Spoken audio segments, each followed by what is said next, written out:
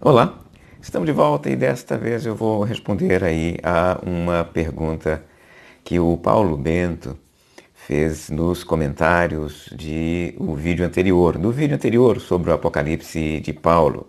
O Paulo Bento perguntou sobre as diferentes tradições a respeito do reino de Deus na Terra, que eu mencionei num de nossos comentários aqui no canal a respeito do milênio do Apocalipse 20. Eu havia mencionado para você, quando eu falava de milênio, que o Apocalipse 20 ele mistura duas tradições a respeito da intervenção do reino de Deus no final dos tempos. Então, é sobre isto que eu vou falar aqui, respondendo aí a questão levantada pelo Paulo Bento. Então vamos lá, Paulo, quando você me pergunta sobre essas duas tradições, eu vou expô-las aqui uma por uma para você, depois eu vou mostrar mais uma vez como o João, no texto do milênio, misturou as duas.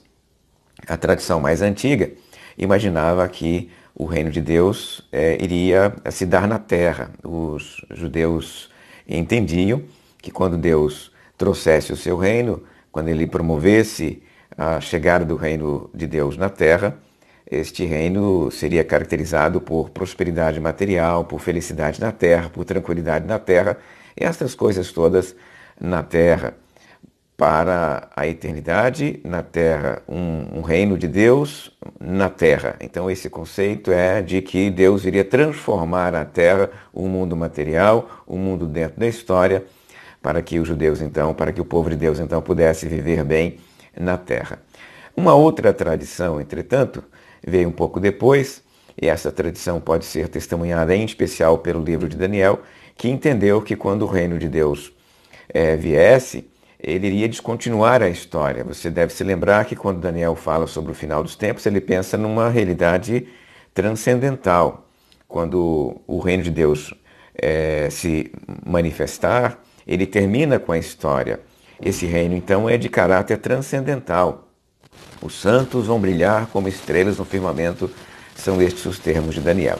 Então veja que nesse caso, nessa perspectiva de reino transcendental, o reino de Deus se manifesta para encerrar a história, para terminar a história e, consequentemente, as bênçãos deste reino são de natureza espiritual.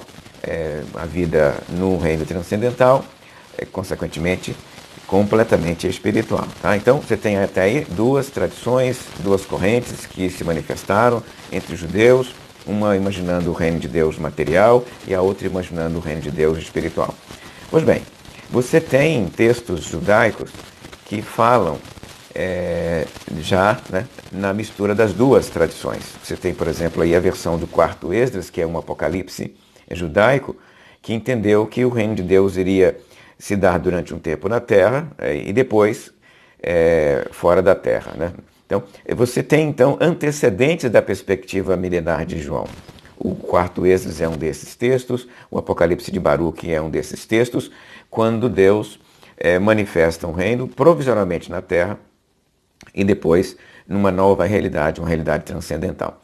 O Apocalipse, então, seguindo esta perspectiva de misturar as duas tradições, ele faz o quê? Quando no capítulo 20 o Cristo retorna, quando Cristo retornar, ele inaugura na Terra um período de governo milenar, um período de governo material. Né? Na Terra, ele reina com os que ressuscitaram, com os ressuscitados, durante um período. E após o período de governo na Terra, de reino na Terra, acontece o juízo final, e aí sim, depois do juízo final, a realidade será completamente transcendental. Então, o período milenar seria de reino material e, após o juízo final, a Nova Jerusalém seria de caráter transcendental.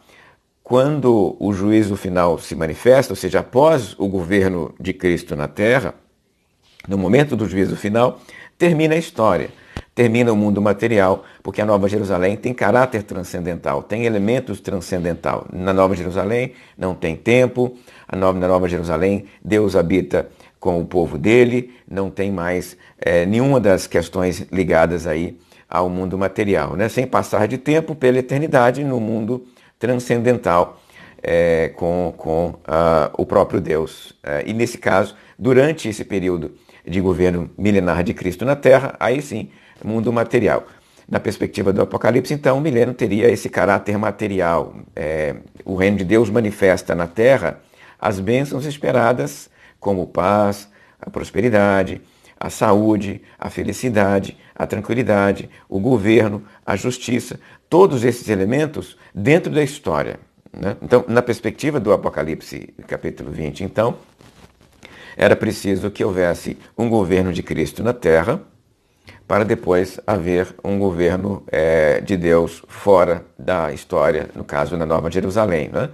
Se você ler, por exemplo, uma passagem como aquela de Apocalipse 5, quando as pessoas cantam, quando os anciãos ali cantam para Cristo, que ele comprou para Deus povos de toda raça, tribo, língua e nação, e os constituíste sacerdote e reino, e eles reinarão sobre a terra. Então a imagem ali de Apocalipse 5 é semelhante à de Apocalipse 20, desejando e esperando então um reino material. Nessa perspectiva, então, Paulo, respondendo a sua pergunta, o Apocalipse então pega parte da expectativa do reino material na terra, durante o período milenar, e pega a outra expectativa do governo de Cristo transcendental. O governo de Cristo transcendental vem após o governo de Cristo na terra, o governo material. Por isso que ele junta as duas tradições essas que são bem antigas e muitos de seus leitores certamente conheciam.